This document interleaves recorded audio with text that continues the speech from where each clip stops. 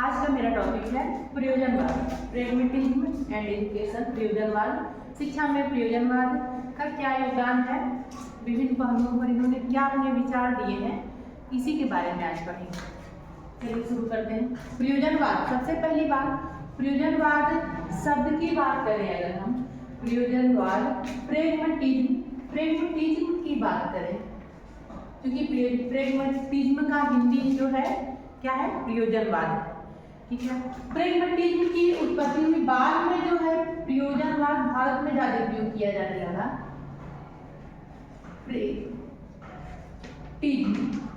Pragmatism जो है यह ग्रीक भाषा के प्रेगमा से बना है। क्या बना है? प्रेगमा।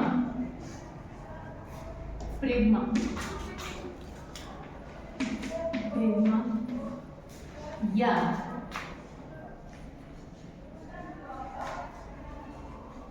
प्रेगमेटिकोस से बना है।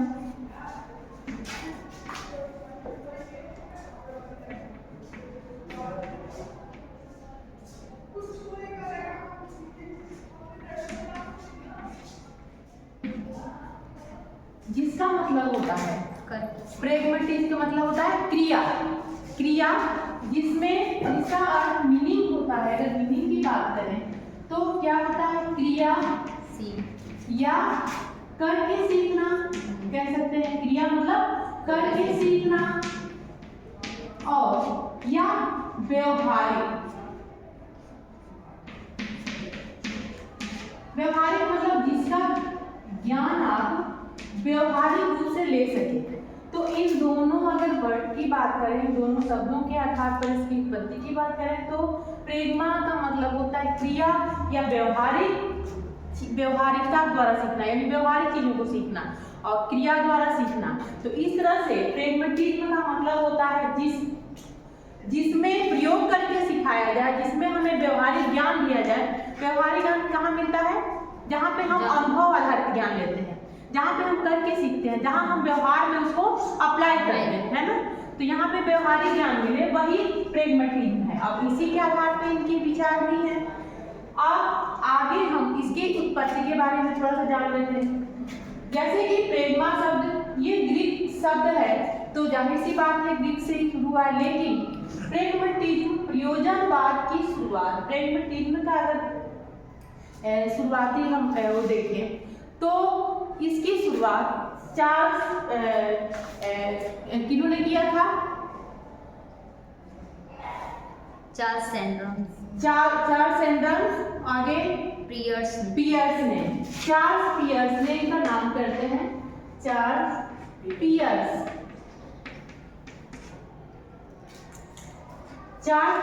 And William James.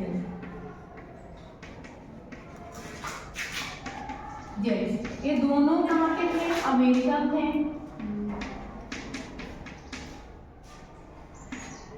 अमेरिकन जो है यह दार्शनिक हैं, विचारक हैं दोनों। प्रेगमा शब्द की, अगर प्रेगमेटिज्म के शब्द की उत्पत्ति तो चार्ल्स पियर्स ने किया था। चार्ल्स, पूरा उनका नाम है चार्ल्स सैंडर्स पियर्स। ठीक है,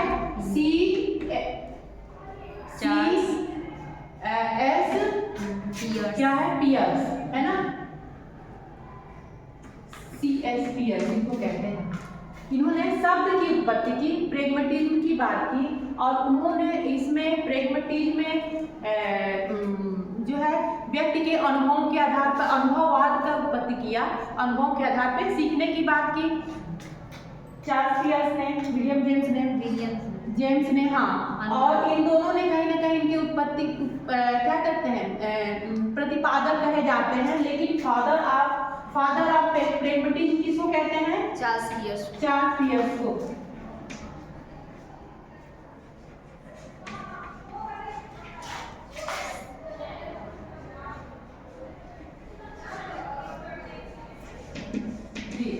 कहते हैं चार्ल्स पियर्स को। इनके बाद आते हैं 19वीं शताब्दी में 1841 लगभग से 1911 वगैरह के आसपास थे। यानी कि एक तरह से देखा जाए तो 19वीं शताब्दी में इनकी शुरुआत की गई। अब इनके बाद आते हैं जॉन डीवी। जॉन डीवी ने पुनर्रचनावाद, एक तरह से फिर से प्रयोजनवाद का एक विस्तृत व्याख्या किया। प्रयोजनवाद में पुनः अपने विचारों को इंक्लूड किया और इसीलिए उन्हें पुनर्रचनावाद या मानवतावादी प्रयोजनवादी भी कहे जाते हैं। ठीक है, जॉन डीवी। तो जॉन डीवी आते हैं। जॉन डीवी ने सबसे पहले बार प्रयोजनवाद पे का विस्तृत एक तरह से उस पे अपने विचार दिए, इसीलिए इन्हें पुनर्रचनावादी विचारक भी कहते हैं। पुनर्रचनावाद भी, और इसमें एक और नाम पड़ गया पुनर्रचनावाद। कुछ लोगों ने अब इस पे नवप्रयोजनवादी भी कहा। नवप्रयोजनवादी भी कहते, क्यों? क्योंकि इन्होंने नया विचारधारा दिया। ठीक है, इनको नवप्रयोजनवादी भी कहते हैं, इसीलिए नवप्रयोजनवाद इसको कहा गया है। इन्हों मानवतावादी भी कहते हैं क्योंकि इन्होंने मानव के सामाजिक मानव की आवश्यकताओं की उपयोगिताओं की बात कही थी,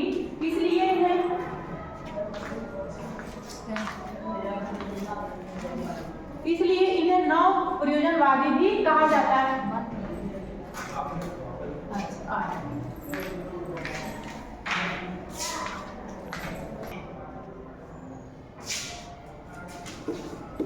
हाँ, तो इसीलिए जॉन डीवी को पुनर्रचनावादी विचार, पुनर्रचनावाद, और इसी के नाम से प्रेगमेटिज्म को, प्रयोजनवाद को पुनर्रचनावाद भी कहा गया, नव प्रयोजनवाद भी कहा गया, मानवतावाद भी कहा गया, मानवतावादी प्रयोजनवाद भी कहा गया, प्रयोगवाद, क्योंकि प्रयोग करके सीखने की बात की, तो प्रयोगवादी प्रयोजनवाद, ये सारे प्रयोजनवाद।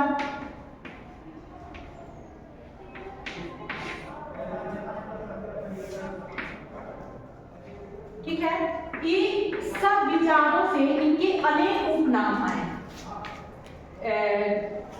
निमित्तिकवाद, यानी जहां पे जिसके निमित्त कोई ना कोई कारण है, इन्होंने जो है आत्मा को, एक तरह से देखा जाए आत्मा को या मन को, इन्होंने पदार्थ के रूप में माना है, पदार्थजन क्रियाशील पदार्थ के रूप में माना है, और वह उसको साध्य नहीं, आत्मा एक साध्य नहीं है, ज्ञान को एक साधन के रूप में माना है। इसलिए ज्ञान को साधन के रूप में मानने की वजह से इनका एक और नाम आता है निमित्तिकवादी विचारधारा, साधनवादी विचारधारा, साधनवादी प्रयोजनवाद, प्रयोगवादी प्रयोजनवाद, और भी इसके तमाम नाम इसके आते हैं। प्रिंसिपल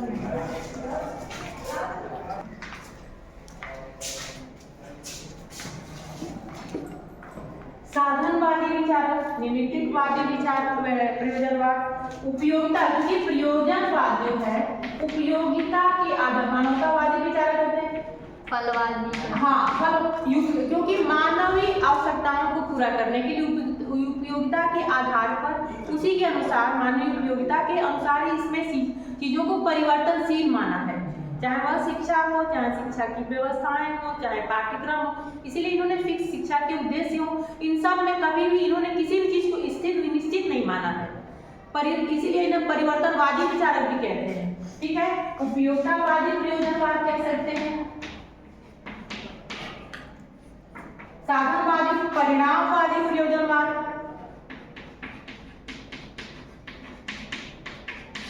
परिणामवादी प्रयोजनवाद, इसके कई नाम आते हैं। ठीक है, तो इस तरह से यह प्रयोजनवाद जो है, यह इन्होंने जो भी सिद्धांत दिए, इन सिद्धांतों के आधार पर जिन्होंने इन पे विचार दिया, उन विचारकों के विचारों के आधार पर इसे हम अनेक उपनामों से भी जानते हैं। ठीक है, ये हो गया प्रयोजनवाद के बारे में। जॉन डीवी के बाद देखा जाए तो शिलर आते हैं, इन्होंने भी प्रयोजनवाद पे अपने विचार व्यक्त किए हैं। शिलर के बाद जॉन डीवी के शिष्य थे किलपैट्रिक, इन्होंने भी प्रयोजनवाद जो है प्रयोजन विधि का शुरुआत किया था। तो प्रयोजनवादी विचारकों ने शिक्षण विधियों को इम्पोर्टेंट जैसे महत्वपूर्ण शिक्षण विधियां इन्होंने प्रेजेंट किया है, दिया है। जो नए नए विधियों का इन्होंने जो प्रस्तुत किया है वह कहीं ना कहीं प्रयोजनवादी विचारक प्रमुख है, इन्होंने शिक्षण विधियों को दिया है। इसीलिए शिक्षा के उद्देश्य वगैरह आगे हम आपको और बताएंगे, उनको नहीं मानते क्योंकि किसी भी चीज को इसके नहीं निश्चित नहीं मानते हैं। परिवर्तनशील संसार क्या है, इन्होंने कहा कि परिवर्तनशील है।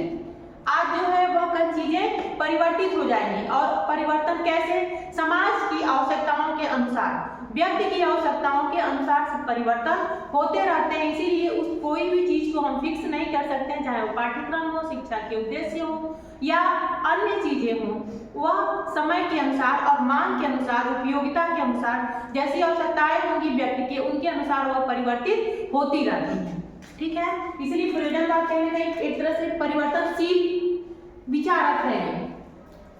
आगे हम इसके चलते हैं। एक हो गया इन विचारकों के विचार और इनके शाब्दिक मीनिंग। इन शाब्दिक मीनिंग के आधार पे जो शाब्दिक अर्थ हमने बताया, उनके आधार पे इनका एक डिफिनेशन आता है।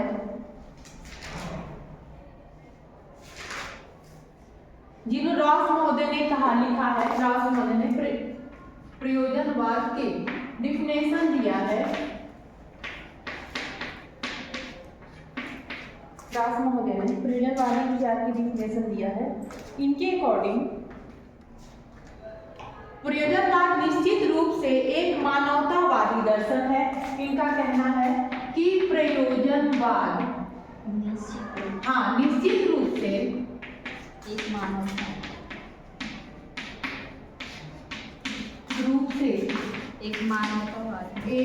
मानवतावादी दर्शन दिखाए हैं हम ना, दर्शन है जो यह मानता है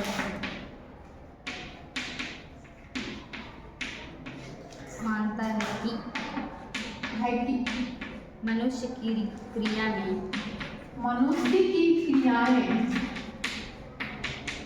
भाग लेकर अपने मूल्यों का निर्माण करता है। मनुष्य की क्रियाएं जो है मानता है कि मनुष्य क्रिया में भाग लेकर अपने मूल्यों का निर्माण, मनुष्य क्रिया में भाग लेकर अपने मूल्यों का निर्माण करता है,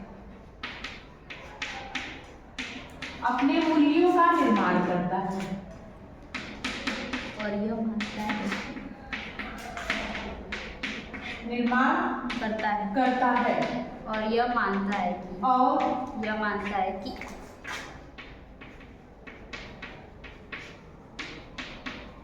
यह मानता है कि वास्तविकता सदैव निर्माण वास्तविकता सदैव परिवर्तित होती रहती है, सदैव परिवर्तित होती रहती है।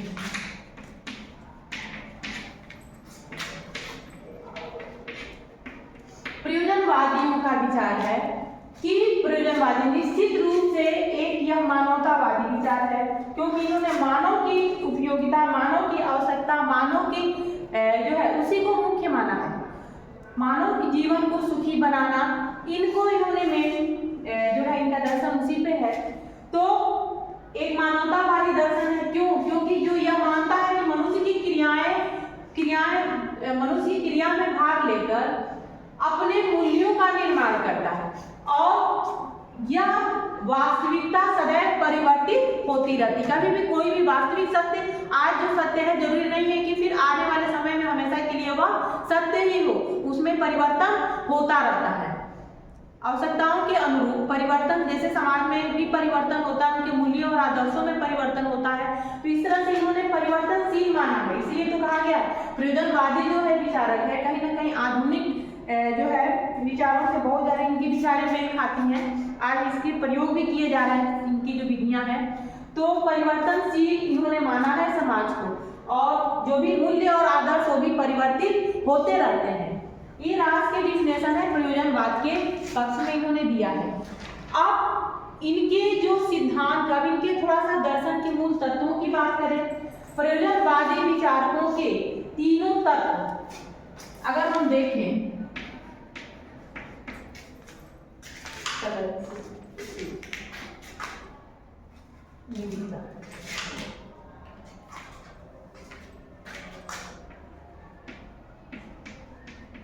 तत्वों की बात करें, हमने बार बार समझाया है, तत्व मीमांसा की बात करें,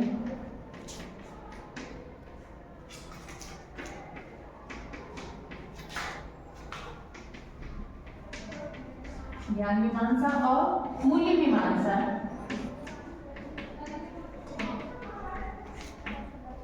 तत्व मीमांसा इन्होंने कहा परिवार क्रियाशील, इन्होंने क्रिया को महत्व दिया है,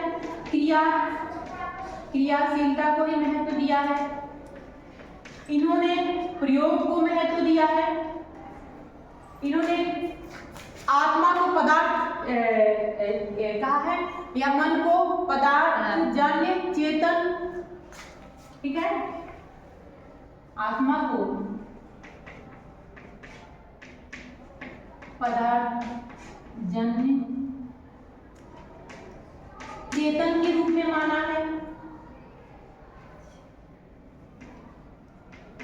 चेतन के रूप में माना है, प्रयोग उपयोगिता को इन्होंने मान लिया है, अनुभव को सत्य, अनुभव को सत्य माना है, अनुभव को सत्य माना है, यानी कि प्रयोग को सत्य माना है, यानी कि जो हमें हमारे वही ज्ञान सत्य है जो अनुभव पर आधारित हो, जो प्रयोग पे खड़ा उतरे, सही उतरे, जो क्रिया करके प्रयोग करके सीखा गया हो या प्रयोग करके उसको सिद्ध किया गया हो, वही ज्ञान सत्य है, जो हमारे वही ज्ञान सत्य है और वास्तविक है, जिसको हम प्रत्यक्ष अपने इंद्रियों के माध्यम से, अपने कर्मेंद्रियों के माध्यम से जिसका हम ज्ञान प्राप्त कर सकते हैं, ठीक है, वही वस्तु सत्य है, जो क्रियाशील है वह जिसका हम ज्ञान प्राप्त कर सकते हैं, वास्तविक है, प्रत्यक्ष है, उसी को इन्होंने सत्य माना है, ठीक है।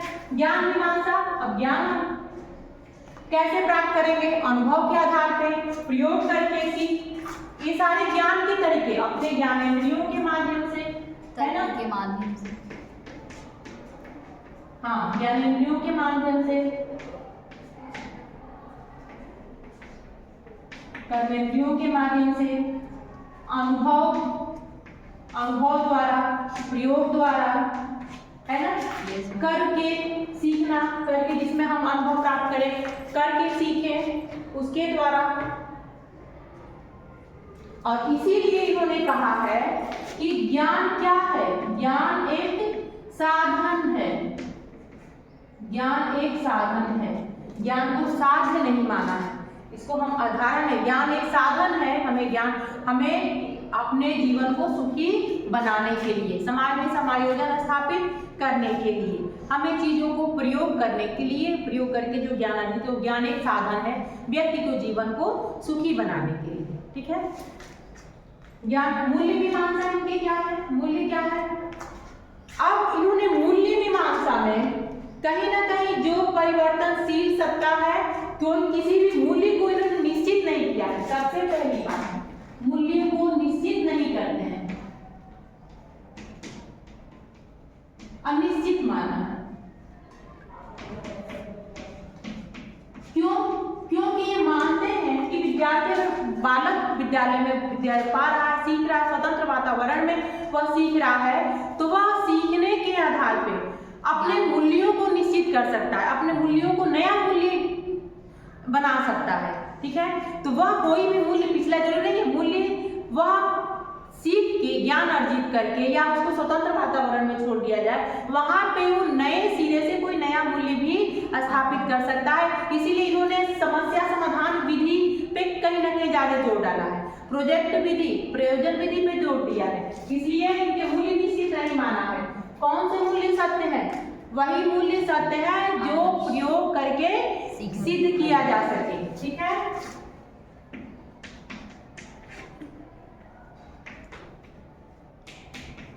प्रयोग आधारित, जो अनुभव आधारित हो, वही मूल्य सत्य है, वही मूल्य सही है जो बालक ने या जो व्यक्ति ने सीखा हो, उसने स्वयं उसके बारे में अनुभव किया हो और जाकर उसकी सत्यता साबित की हो, वही मूल्य उसको मूल्य के रूप में निश्चित किया हो। ठीक है, इसीलिए इन्होंने मूल्यों में भी परिवर्तन मानते हैं। अच्छा, व्यक्ति विभिन्नता के आधार पर सीखने की बात करते हैं, इसीलिए प्रत्येक व्यक्ति के अपने अपने मूल्य होते हैं, इसीलिए कोई फिक्स नहीं माने हैं। ठीक है, ये तीनों बातें हो गई इनकी मूल्य, तत्व मीमांसा यानी मेटाफिजिक्स और ज्ञान मीमांसा, एपिस्टोलॉजी और एडियोलॉजी, मूल्य मीमांसा, ये तीनों बातें हो गई। अब हम इनके सिद्धांत की तरफ, इनके आधार पे इनके सिद्धांत इन्होंने क्या दिया है, कौन कौन से प्रिंसिपल्स इन्होंने बताए हैं।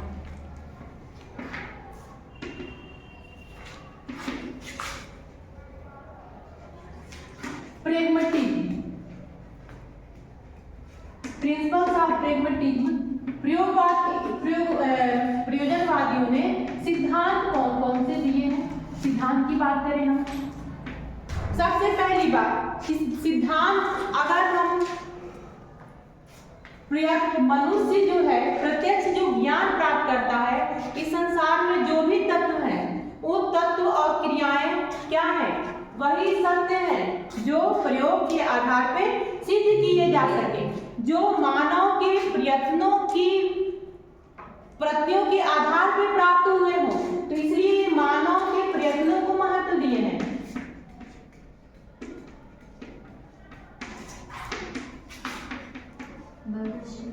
मनुष्य के प्रयत्नों को इन्होंने महत्व दिया है, भौतिक संसार को यह सत्य मानते हैं।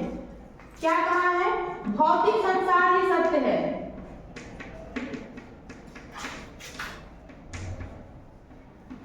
आध्यात्मिक का कोई रोल नहीं है। ठीक है, आध्यात्मिक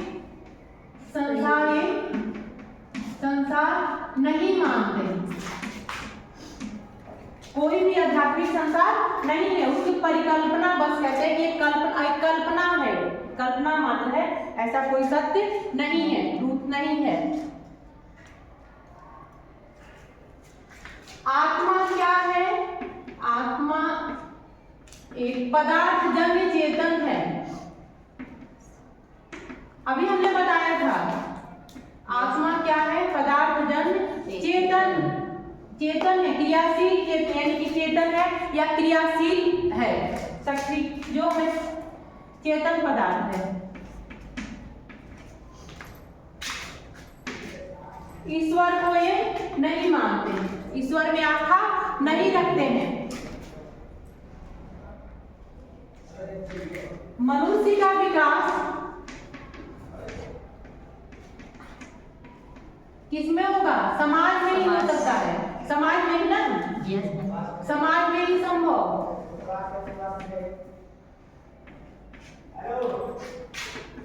विद्यालय को एक लघु रूप मानते हैं, विद्यालय क्या है, समाज का एक लघु रूप है। किसने कहा था, जॉन डीवी ने, समाज का लघु रूप है, समाज का एक छोटा रूप है विद्यालय। जीवन का अंतिम उद्देश्य क्या है, सुखपूर्वक जीना, बार बार हमने कहा है, जीना, सुखपूर्वक जीवन, यानी सुख को प्राप्त करना, भौतिक सुखों को प्राप्त करना।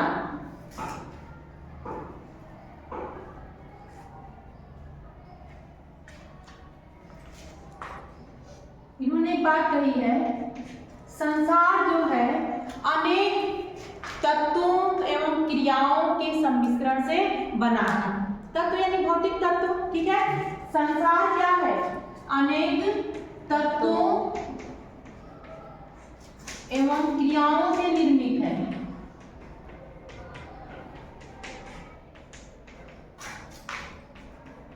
निर्मित है, संसार अनेक तत्वों और क्रियाओं से निर्मित है।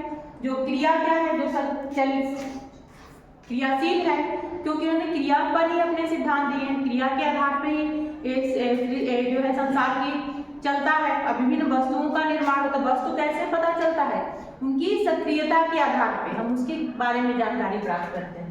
ये सारे उसके जो सिद्धांत है, इन्होंने उपयोगितावाद को महत्व दिया है, प्रयोगवाद को महत्व दिया है। 8वां अनुभव को महत्व दिया है। प्रयोगवाद को प्रयोग करके सीखने पे बल दिया है। जनतंत्रवाद, हाँ जनतंत्र, इन्होंने लोकतंत्र की बात की है। लोकतंत्र का क्या कहते हैं, राष्ट्र लोकतंत्र या जनतंत्र का विकास करना, जनतांत्रिक भावना का विकास, लोकतंत्र को माना है। ठीक है, प्रयोग करके सीखने की बात की। इन्हें क्रिया आधारित चीजों का बल दिया है। सर्वांगीण, हाँ क्रिया आधारित ज्ञान की बात की है। ये उस सिद्धांत, ये हो गया सिद्धांत। अब हम आगे बढ़ते हैं। हो गया बच्चों, हो गया। चलिए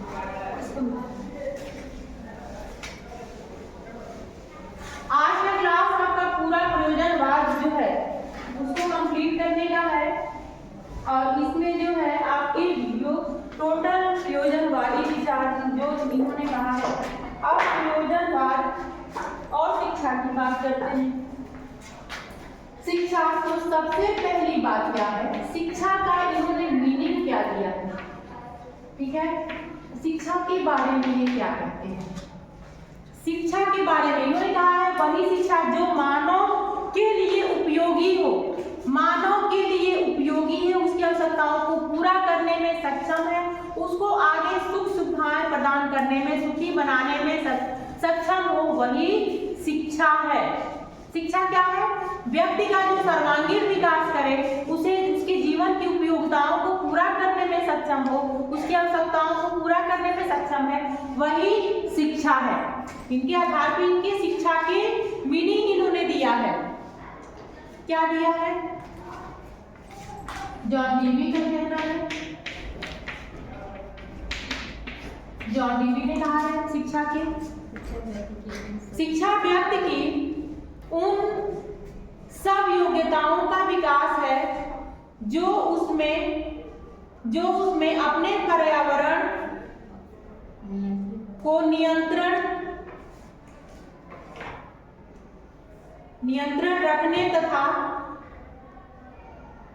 अपनी संभावनाओं को पूर्ण करने में समर्थ प्रदान करे। यानी व्यक्ति को शिक्षा व्यक्ति की उन सभी योग्यताओं का विकास करती है जो जॉन डीवी का कहना है, जो अपने वातावरण या अपने पर्यावरण को नियंत्रित कर सके, उसमें अपने को समायोजन कर सके और अपनी सुख सुविधाओं को प्राप्त करने में समर्थ हो, वही शिक्षा है। ठीक है, शिक्षा की मीनिंग हो गई। अब हम शिक्षा के उद्देश्य, इन्होंने क्या कहा है, शिक्षा के उद्देश्य मतलब ऑब्जेक्टिव्स क्या कहा है।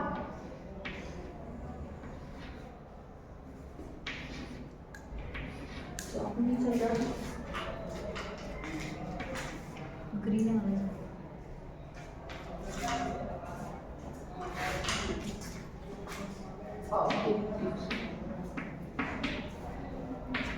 उद्देश्य इन्होंने क्या कहा है। अब शिक्षा में आपने देखा ना कि इन्होंने सामाजिकता की बात की, सामाजिक विकास को हम लेंगे, सामाजिकता की सामाजिक वातावरण में समायोजन करना,